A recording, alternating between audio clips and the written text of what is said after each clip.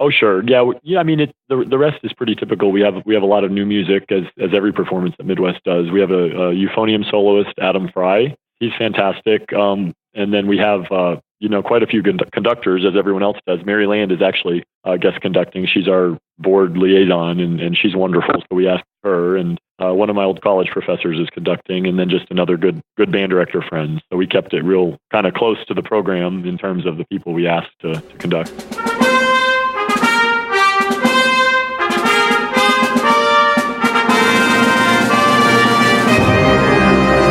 Hello, everyone. Welcome to Everything Band, a podcast that features conversations with composers, conductors, and performers of music for winds and percussion. My name is Mark Connor. I'm a composer, and this is episode 39. My guest for this episode is Matt Koperniak. Before we begin, I'd like to thank all of you for listening and for your support. If you're enjoying these interviews, do me a favor and spread the word with your friends and colleagues. Now, on to the episode. Hi, Matt. Hey, Mark. Thanks for having me. Oh, it's my pleasure. So do you mind telling the listeners what it is that you do and where you are? Sure. I'm the band director at Riverwatch Middle School in Suwanee, Georgia. It's my 14th year of teaching, and I live right around the school here, just a little bit north of Atlanta.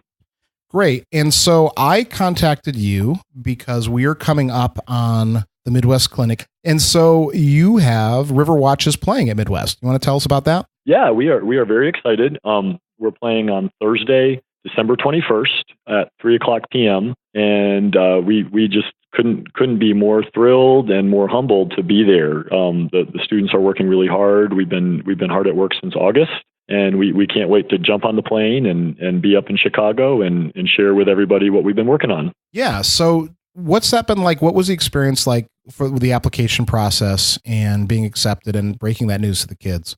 It really has been a whirlwind. You do the application and then you kind of forget about it, and you truly don't ever expect to get picked for something like this. We certainly did not. And then when we got the news, it was spring break, and so that was kind of nice. We had some time to digest it before we shared it with the principal and then the kids. And it was just so exciting. The school community has been so supportive. We got to do a big reveal with the kids, with the outgoing principal and the incoming principal and a bunch of other people from around the school. And it's just been an awesome experience. A whirlwind, but awesome. We couldn't be more thrilled. Yeah, I bet. So what have the preparations been like? When did you sort of pick the music and start the rehearsals? Was that at the beginning of the year? Yeah, the music selection, as probably many of the listeners know, is very rigorous for the Midwest Clinic. There are so many rules in place, which all exist for a reason. No ensemble can play anything that has been played in the last, I believe, 3 years previous at Midwest, as well as, the older groups, high schools, et cetera, balancing out their program with an equal number of grade 1, 2, 3 for grade 4, 5, 6 selections. And so the long story short is, everybody's jockeying for a lot of the same pieces. And so we always, all of us band directors, I think we listen to music a lot, especially over the summer, to decide what we're going to program the next year. And so that process was just accelerated. We did all of our listening in April. And I think the first selection deadline for all the Midwest ensembles was May 5th or something like that. And so we just had to be ready to put in all our selections, and it's all electronic. We lost one of our picks to a community band, I think, that got it 20 seconds before we did, so there was a lot of excitement and intensity to that process. Wow, I guess so. So yeah, I didn't realize this. I haven't been a high school or middle school band director in a long time, and I've certainly never had a band of Midwest caliber. So I really don't know those rules that well. So what grade levels did you have to program as a middle school program? We actually probably have the most flexibility as middle school groups, because we're really not going to play anything harder than a grade 4. And so, we just pick all grade 1, 2, 3, 4 music. And there really aren't rules imposed for middle school bands that are any different than the high school bands. I think where it affects us is that because the high school and older groups do have to select grade 1, 2, and 3 music, that adds a lot more people to the pool looking at that grade level music. Especially since half of what we play at Midwest, any band that plays at Midwest has to program at least half of their music, has to be new, has to be published since September 2015 or more recently. And because of that, there's a lot of, friendly, competitive fighting for certain grade 1, 2, and 3 pieces that more than one people band program might want to play. Yeah, and so Midwest, for those who don't know, the Midwest Clinic was founded by music publishers initially, and so a lot of these rules have been in place for 50 years to sort of to push new music and to push new publications out. Absolutely. One of the cool things to me about Midwest is the exhibit hall, that all the publishers are right there. It really is. And one of the neatest things for our students that are performing in Chicago is knowing that pretty much all of the composers who are still with us anyway are going to be right there in the audience listening to their performance. And we've got some time scheduled for them to meet the composers. Some of them are stopping by our rehearsal in Chicago as their schedule allows. Others, we're doing a meetup in the exhibit hall. And so it's a really awesome experience for the students to get to meet the people who wrote the music that they're performing. Yeah. So in Midwest, is this your first big event? Have you played for other big things over the course of your time at Riverwatch? We've had a lot of exciting performances. We played at the National Concert Festival in Indianapolis, and we've done the Southern Division NBA CBDNA conference a couple times, and then our local state music ed convention and those sort of things. But this is really big. There's certainly nothing bigger than this. Yeah, sure. And what impact does that have on the students and the program as a whole, long term? Can you gauge that? We're pretty in the zone right now, so that's probably a difficult question for me to answer.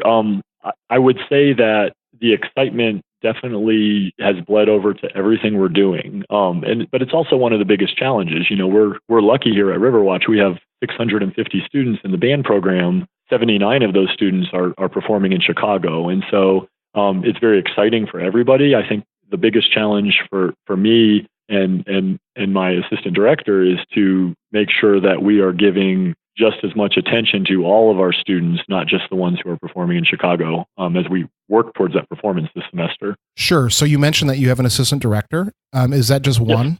Yes, there's 2 of us here. Okay, and you manage 650 students. We try. And how many bands? We have 6 band classes. The students are divided into woodwind and brass class in 6th grade, and then we have 2 7th grade band classes and 2 8th grade band classes. And it's one of our 8th grade band classes that's performing in Chicago with a small amount of 7th graders added in. Okay, I see. That's a big program and quite impressive. So do you start with the beginners in 6th grade? We do. Okay, so they don't have any elementary music coming in, or they have a little bit? Unless that, occasionally we'll get students who move in from another state who played in 5th grade, but we don't have any 5th grade band here in the county we teach in. Mm-hmm, sure. And where is Riverwatch? Is it in the Atlanta area? It's about as north as you can get to still be in what would be considered, I guess, the metro Atlanta suburbs. We're very close to Fulton County and Gwinnett County, and we just happen to be in Forsyth County, just over the Chattahoochee River. All right, so let's talk about you, Matt. So can you tell us your origin story, how you got started?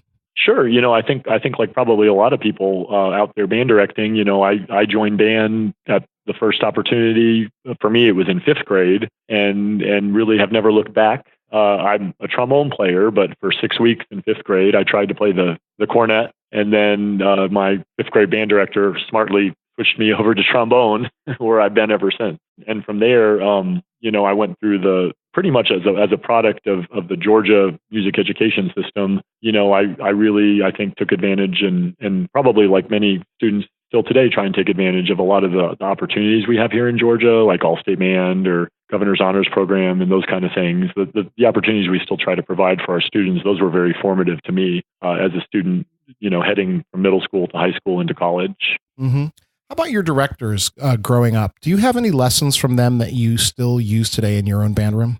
Oh, I'm sure I do. My middle school and for most of my high school career, I had the same band director, Steve Tyndall, who I never performed at Midwest, but after I went on to college, he ended up bringing a middle school band to Midwest twice. So I'm sure there are some things that I do that I have stolen straight from his band room. I'm certain of that. He was a great motivator for students and still is. He teaches college now, especially in terms of having students really just maximize their potential. I don't ever remember him putting a ceiling on what middle school kids can or can't do. He was always a sky is the limit kind of band director. Mm-hmm. Yeah. So I think that that expectation of excellence, that expectation of achieving at the greatest level is a common theme in these podcasts and these interviews. For sure. Okay, so you're going to Midwest, and you mentioned before I started to record that you have 2 original pieces, 2 commissions, one through the Midwest Board of Directors, and then one that you put on yourself or that the school did. Can you tell me about that commission, how you guys organized that commission and raised the money and how that sort of came together? Yeah, absolutely. The commission that we organized was actually offered to us by a publisher. And so we were able to talk to the composer, Joseph Spagnola, who's wonderful. He's such a gracious human being. And he got to know remotely just a lot about the band and a lot about the school community. And then he wrote us the very first piece that we're going to play on our Midwest program, which is entitled World of Wonder. And it's available currently right now because it does conform to the publishing rules of Midwest to be published by September 2017. But it's really been an awesome process to have a piece that is so uniquely suited to the band and to the school community, and to have the composer here visiting. He spent a day with us, and he talked to all 650 kids about what it's like to be a composer and a professional musician. And he worked with the bands, and it was really neat. Do you do many commissions? We have done a few. We did one by Richard Crosby called Tribute in 2010. We were part of a consortium with Donald Grantham, and I think the piece came out in 2011 or 2012. Baron Piquant on Point, which is part of his kind of series that he does with some more advanced work. That was about a grade 4 though. So it's neat to be able to do that. Sometimes the money issue can get in the way. So we're always excited when we get to be part of that. Yeah, what does that bring for the students? What's that like? In this particular setting, it's just really exhilarating to know that they're going to be the first people, the first humans to play and perform this piece that hopefully will get played a whole lot more after we're done playing it in Chicago. Well, both the premieres. Sometimes you do a commission, and if you're part of a consortium, you might not actually premiere it. But in this case, they're getting to be the first people who played both of these pieces. And so that's really awesome. And it's also a little nerve-wracking too. Sometimes with middle school kids, if we're working on a harder piece, the very first thing we might do is listen to a recording of it so they can get a sense of it before we start the rehearsal process, not to just learn it by rote or mimic what's on the recording, but just to get that macro sense that you really can't get sometimes with 12 and 13-year-olds by running all the way through the piece and playing it. And you can't do that when you're doing a commission and it's the world premiere. And so that's been, kind of the up and down of it, but it's very exciting. Yeah. So take me through that, teaching them the new piece. Yeah. When we introduce a new piece, it really depends on the level of the students. Like with our beginners, we'll do a lot of clapping and counting, which is our way that we deal with rhythm here. I think every director has their own process for rhythm, and we have one here at Riverwatch. And, with beginners, the process of starting a new piece of music might be very, very different than, say, with our students playing at Midwest or any of our 8th grade students. If it's an easier piece, we'll certainly probably try to read all the way through it before we dig in, again, that sort of that macro to micro and then back to macro when you get to a performance level. If it's a very complicated piece, we might just start again by listening to the recording to get a sense of it. And then we might only spend, one day on 4 measures for a few minutes and then put it away and move on to something else to give students a chance to practice outside of class before we start putting together complicated parts. In general, we will almost always play things at a slower tempo than they are marked for performance, unless it just happens to be a slow piece, and gradually work it up to performance tempo. We haven't had that luxury as much getting ready for Midwest because there's so much music to play for this particular concert, but starting slow and working things up at a even pace is important to what we do here. Yeah. So you have another piece that was commissioned by the Midwest Board of Directors by David Biedenbender. Yes. Can you talk about that similar experience? Yeah, that's been really awesome as well. It's a much different piece, but we're really lucky in that you have no idea kind of what you're getting when you do a commission, and when you're doing 2 back to back. I think it's really awesome. It's really great that both are very different. And so we're actually playing both of the commissions first and second on the program, and it just sort of worked that they are very different pieces. The commissioned by David Biedenbender is called Unquiet Hours. It's about 6.5 minutes. It's very ethereal. There are quite a number of time signature changes.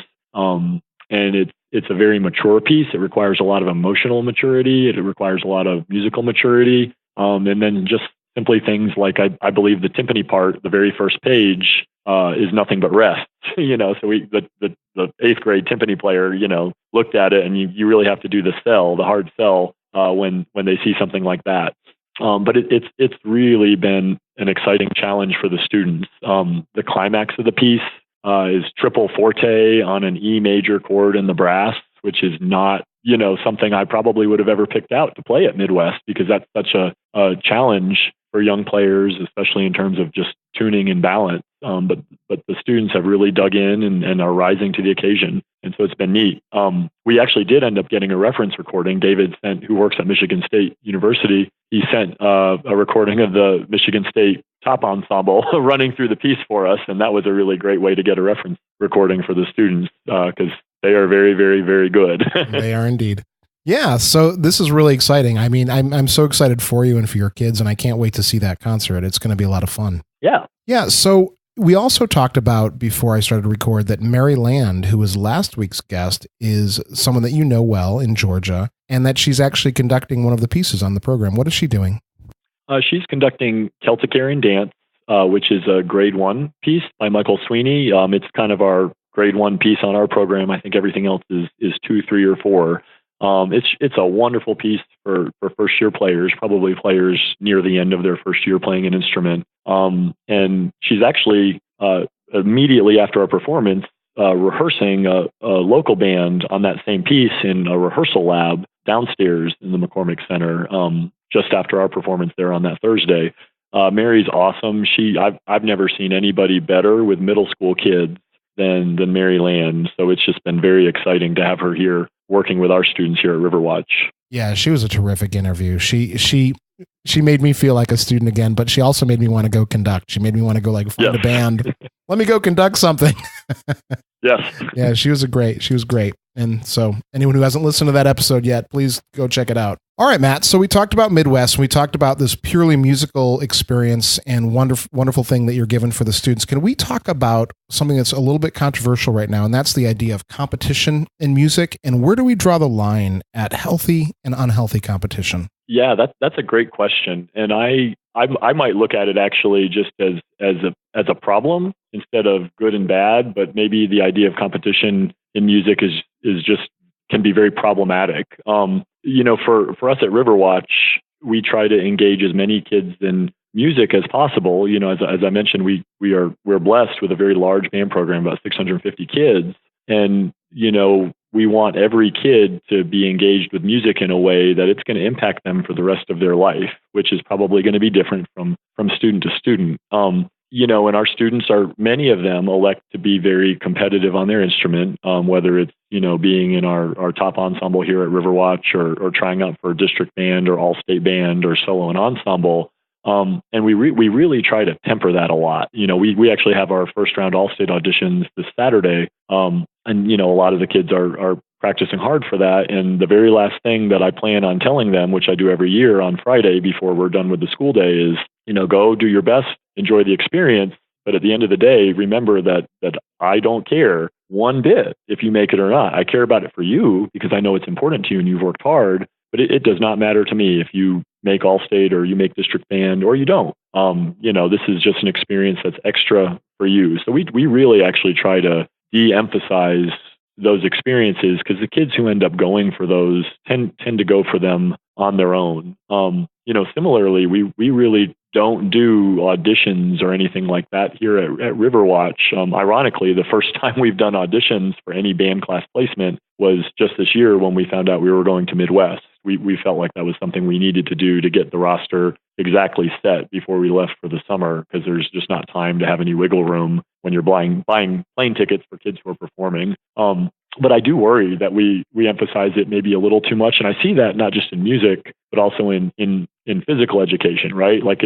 We should all be physically active to have healthy lifestyles as adults as we grow up. And we should all be engaged in music to, I think, have healthy lives as we grow up. And sometimes when we just really focus heavily on the competitive band aspect or the competitive sports aspect, it drives away people who might be able to engage with music, or in the case of sports, engage and be physically active in a way that just is a little more casual throughout their life and is okay and it's healthy. I do worry about that. I don't know if that made sense or not, the PE analogy. No, it makes perfect sense to me. I mean, you can see direct correlations between athletics and music. And with that leads me to think about when competition is healthy. And I think about it in terms of athletic terms. And you're a middle school band director, and the emphasis shouldn't be on winning at the middle school level, either music or athletics.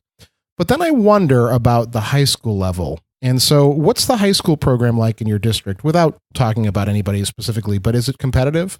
Yeah, pretty much all of the high schools in our district they all have competitive marching bands, and that is a slippery slope, and they all have very good athletic departments as well too.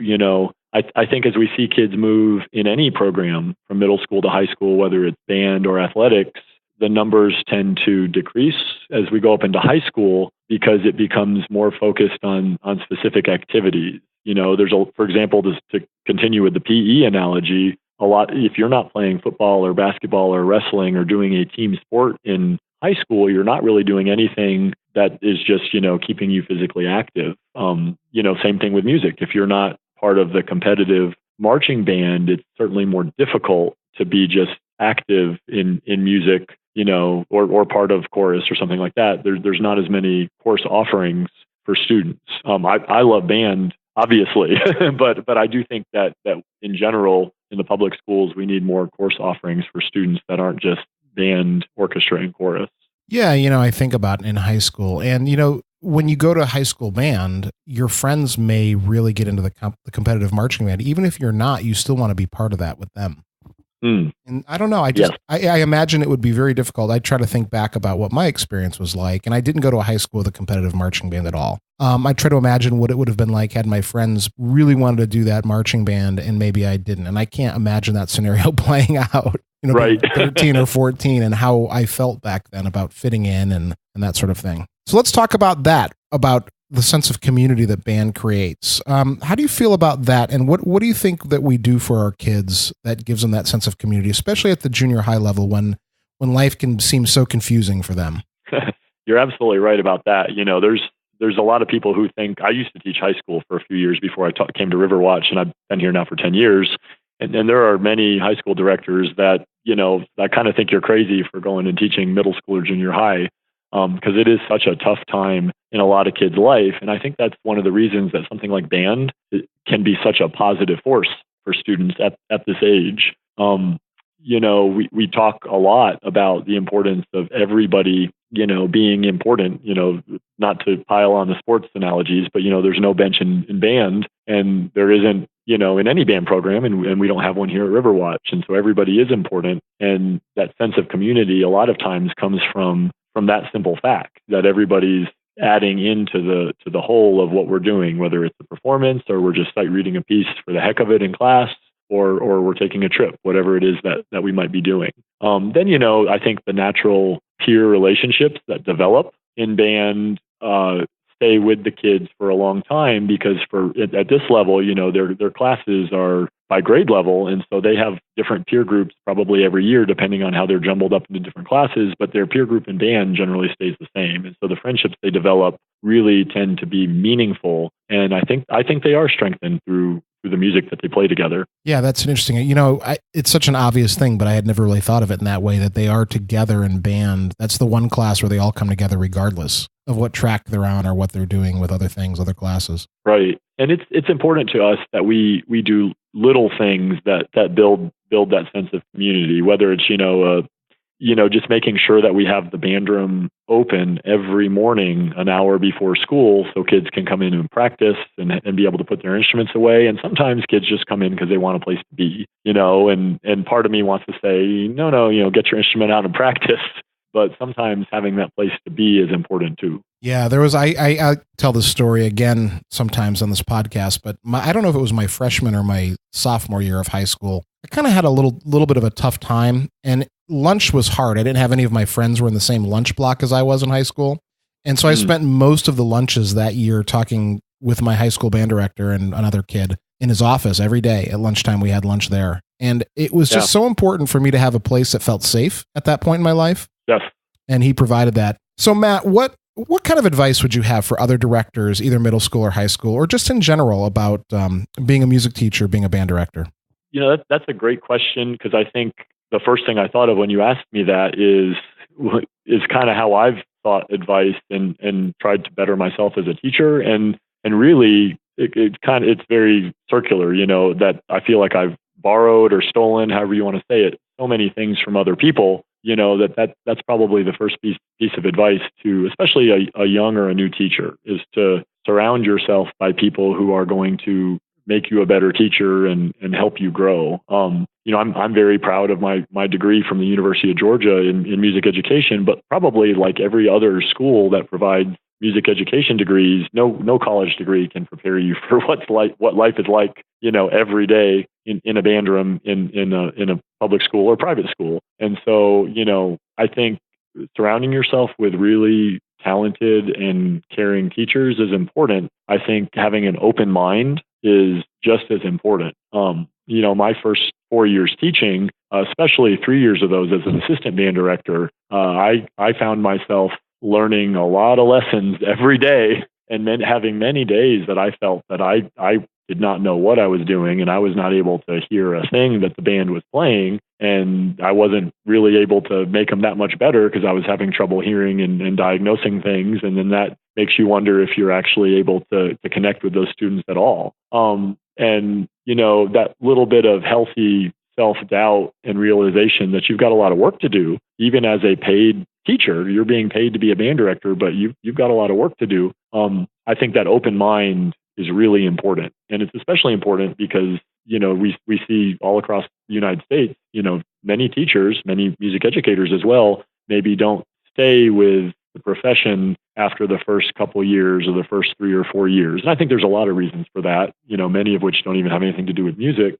But I think one of those reasons is it's just hard. It's a hard job. It's my 14th year teaching, and every one of those years has been a big challenge. And that doesn't mean I don't enjoy it, but it's very challenging. Yeah, this is a really important subject that we're talking about now, and something that, I just listened to a podcast. I'll give a shout out to another music ed podcast called Amused, and it's a few band directors and a choir director in California and Oregon that get together every week and just talk about things. And one of their episodes recently was talking about why don't young teachers go to professional development conferences? How do we encourage people to go to these conferences, to go to the Georgia or their state convention or Midwest or to other professional development opportunities?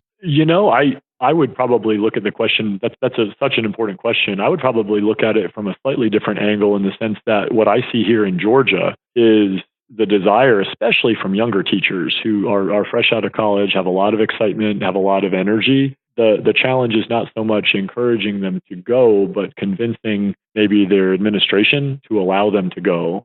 That seems to be the biggest stumbling block, either allowing the time off or allowing, maybe some funds to help with that. I've been to Midwest many times, and most of the time it's out of my own pocket, and you're crashing 3 and 4 band directors to a room. And I know a lot of band directors who do that. And I know a lot of band directors who want to go, but they simply can't seem to convince their administration to allow them that type of time off. Yeah. Midwest is particularly difficult in the timing. It's traditionally always been there, but I imagine that a lot of people don't go because of that reason. Yeah. So close to Christmas. It is definitely tough. Yeah. So how do we convince our administrators that these sort of things are important for us as teachers? I think I've been lucky. I've always had really great principals and great administrators, and so I've never had that problem. And so I think it would probably depend on each particular situation. I know that assessment of teachers is a really big hot topic here in Georgia, but we've got a pretty new teacher assessment system. Probably a lot of states do right now as well too. And a big piece of that is professional learning. And so I think sometimes it just takes the extra step for band directors to take that program. This is what clinics, these are what concerts I plan to go to at Midwest or at my state convention. These are the exhibitors, the vendors that I plan to talk to at the exhibit hall, and to really chart out these are all the things that I'm going to do, and this is what it's going to do for the students here at the school when I bring this back. I think that it's possible that principals probably think, the convention in Chicago, you're just going to go and have fun. And, the secret we all know is that, well, of course it's fun. We get to see other band directors and talk shop and be able to be part of that community, which none of us really have at our own school. And so, of course, it's fun, but the program of these conferences is better than ever. I was looking at the Midwest program last night and looking at all the different clinics that I am going to hope to drop by and see, and some of the ones that I simply can't see because we're going to be with the students doing different things around Chicago. And it's just incredible. But I think the key is convincing administrators the value that it has to our own students. I love your advice about being very specific about what you hope to accomplish and what you're going to see. It's almost like writing a grant. Yes, it is. Just sort of like really laying out exactly how it's going to work, because, we're in such an evidence-based kind of time right now where everything needs to be backed up by facts. And I think you're just giving sort of this kind of mindset to the application process, or to the what am I trying to say? The negotiations for these releases. That's right. And even the performances, it might not seem to a principal that going to a bunch of concerts at Midwest is that important, but, I think it's H. Robert Reynolds that said the repertoire is our curriculum, and most of the music performed at Midwest is new, and the value of hearing new music performed by, live middle school and high school age musicians, is a great value if you can show that to the person who's signing the paperwork that approves your professional development leave. Right. Let's talk about that, because you're giving me a segue, and I'm going to come back because I'm going to ask you a question about mentors. You brought that up earlier, but I want to talk about music. And we just touched on it very early in the conversation about how you started in April to pick your music.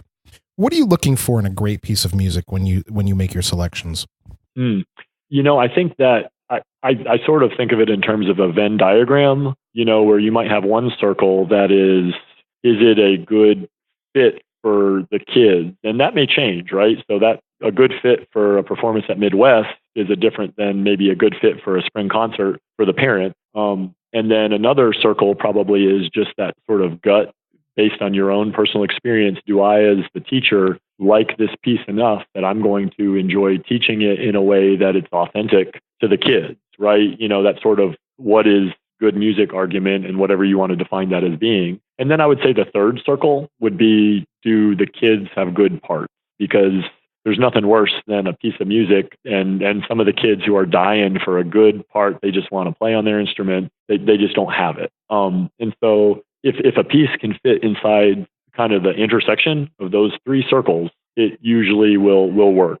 Now for Midwest, there's a lot of moving pieces, as we already talked about some of the rules, as well as you can't really duplicate publishers and just, some other constraints. And so that was definitely the most challenging program we've ever picked, but we're thrilled about every piece we're playing. So that's, that hasn't caused any problems. It was just a challenge getting to that point. Sure.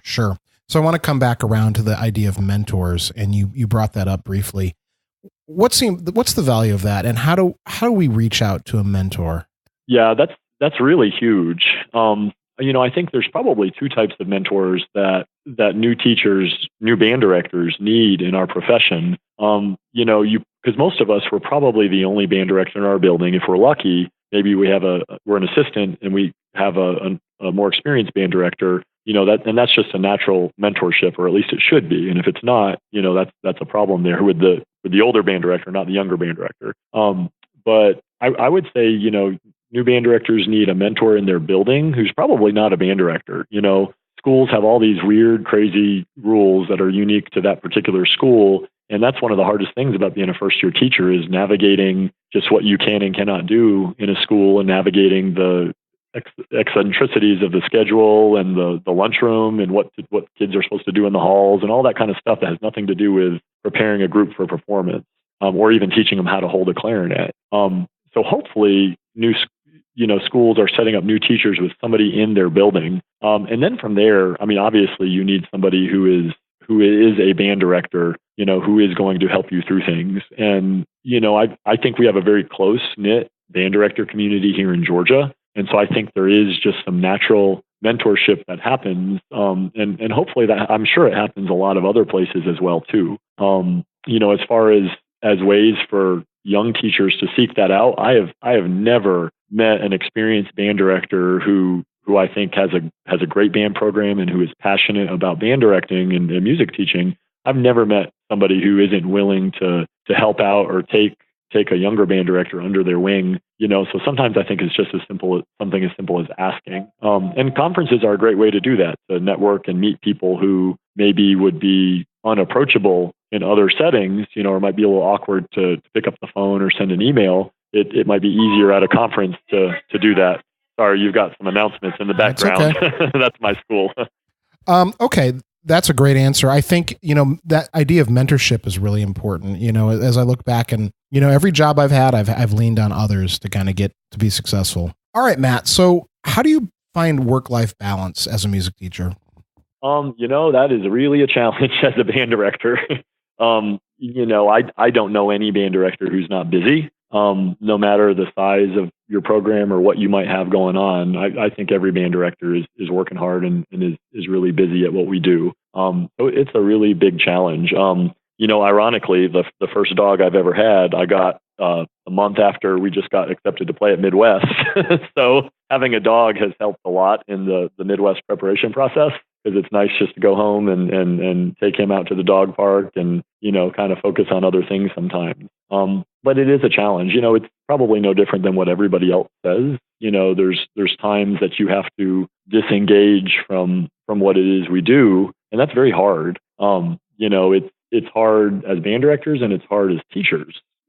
We deal with people all day. And when you're dealing with people, when you're interacting with people, sometimes there's going to be highs and lows, and for any teacher. And it's challenging, especially for younger teachers, or at least for me. It's something I have probably gotten a little better at as I've gotten older, to let not dwell on things. If an interaction with a student probably maybe could have gone better, or you wish you had done something differently, or you wish that class had gone differently. It's a little easier as you get older to let that go at the end of the day and know that, tomorrow's a new day and it will be okay. Probably the one thing I'm a stickler about is I don't have work email on my phone. I can check it if it's absolutely an emergency on my phone, but generally I avoid almost at all costs checking any school email at home. Yeah, that's really good advice, especially if you're in a school where there's a lot of work email coming late. Yes. Yeah. It's hard as a band director because sometimes you feel like parents need to talk to you about something. Maybe something comes up, and maybe it's a little more urgent at the high school level where you have boosters and various things happening all the time. But I certainly think that's good advice. All right. So in your estimation, what are the challenges that are facing music education, and how can we best meet them as teachers? I think they're probably the same broader challenges that are facing a lot of areas in public education. And I say public education, not to separate that from private education, but that's just because where I am in the public schools. The idea that, as kids get on to high school, they have so many demands on their time that meaningful activities like music become harder and harder for kids to take part in. The focus on college and career, I think, is a little bit more so than when I was, growing up 25 years ago, where school is just kind of getting you ready for life.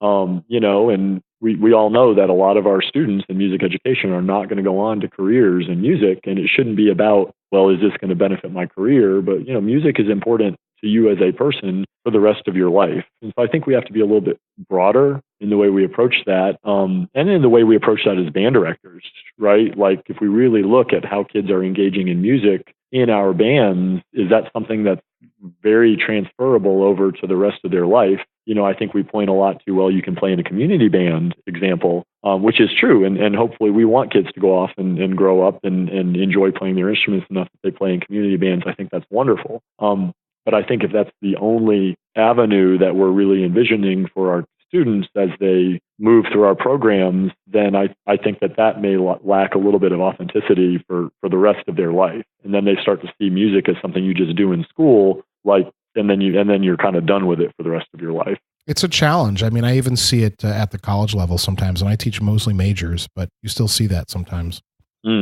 Okay, so what advice would you give your younger self? If it would be my in college younger self, it would be to pay more attention in woodwind methods. that would be very specific. That is very specific.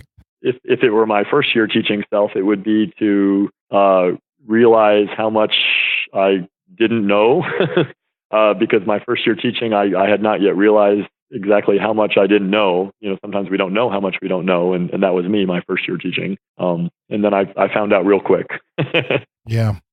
I thought you were going to say I didn't know how to play the clarinet or something to follow up on your woodwind methods. Clarinet I did okay on, but the others I certainly wish I'd come out of woodwind methods having better flute chops. And yeah, sure. I think everyone who's a music educator wishes they could go back and do that a little better. I mean, maybe there are some that don't, but I certainly do. Absolutely. Yeah, I was just kind of making a little fun of that, but I think both of those are really accurate. And I think that we don't know as early teachers. Before we started the conversation, you asked me about my teaching career, and I mentioned that I look back at those tapes of my band's performances and I think about the things that I should have been doing with that band. But that's taken me years and years to sort of figure that out. And so I think this all ties back to that mentor idea and finding, people to sort of work through this with you. Absolutely. Yeah. All right. So if you had a choice, what would be the last work you would conduct? That's kind of an interesting way to ask, I guess, what's one of my favorite pieces. Well, if you listen to any of the podcasts, you know that I used to ask it that way. I see. But people hem and haw. When you ask, what's your favorite piece, people go, the one I'm working on, or they start to give me a top 10. So I'm trying to change it so I force you in a one answer. Huh. Yeah, that's really interesting. And it's almost impossible to answer. I think probably like everyone else you've interviewed, we tend to be very focused on what we are working on right now. I think that the music we're lucky enough to be able to play at Midwest, I mean, is very much on my mind right now. So even though it's, by and large middle school band music, which I do not listen to, in the car, or at home usually, I would probably be thinking of those pieces. If I had to broaden that out to music I don't get to conduct, I would probably pick Chester, which is about a grade 4 or 5 work. It's above middle school kids, at least our kids' head here. I've loved that piece since like many people, I got to play it when I was in high school, and it's one of those pieces that just sticks with you. So since you narrowed me me down to one, it's a great piece and a great answer. And I think you're the first person to bring that one up. Oh, excellent. Yeah. I've gotten lots of Holst, lots of Granger. Yeah. Lots of Maslanka, of course. So yeah, this is good. The Schumann's a good choice. We talked about Midwest. I was about to ask you if there's anything coming up that you'd like to share or promote, but obviously there's this big thing on the plate. But if we could think about this maybe in a more broad sense, since this will be on the internet for a long time, is there something bigger than just the immediate that you want to talk about? For our band program here, I think we're the short answer is it's probably impossible for us to see a little bit past December right now, just because of the immediacy of that performance. I think this isn't really a thing as much as just a way of middle school band directing. We're always looking at the future in the sense that unlike high school bands, we get a new crop of beginners in 6th grade every year, and then they move through very fast. And so, I think that, my assistant and I we're already looking at this year's group of 6th graders and evaluating, their strengths and their weaknesses and their personalities, and looking, and thinking about how the band's going to sound next year and the year after. So while we don't have like any big trip after December planned or any other big events in the immediate future, I think we're always reloading at the middle school level. And that's certainly been a challenge preparing for Midwest as well. The group that performed on our recording to get us into Midwest, only 28 of those students are part of the group that's playing at Midwest in a few weeks, because the rest of them are in high school. High school bands that play places or play at Midwest or whatever you do, there's a lot more stability from year to year because you've got kids for 4 years and things are a lot more settled out. Yeah, sure. That is a big challenge. And I looking at you, thinking about your situation, to have that, to make sure that you have them prepared. It's a testament to you and your assistant who are able to do this, to create that sort of consistency from year to year. It's a fun part of the job, but it's challenging. You can't ever let up. Sure. No, relentless is a word, maybe a negative connotation, but a good word for that. Yeah. So how can people get in touch with you? I do a lot of non-school band stuff on my personal email. That's actually the best way to get in touch with me. It's my last name at gmail.com, Koperniak at gmail.com, Koperniak. And I'm always happy to correspond really in any way, but usually email I think works pretty easily for a lot of people these days. All right, Matt, this has been a terrific conversation. And so I'm really looking forward to the performance on Thursday, the 21st at 3 p.m. in Chicago. And looking forward to meeting you and catching up with you there. Yeah, thanks so much, Mark. This has really been a pleasure. Well, thank you. And the best of luck with your performance. We appreciate that. Thank you.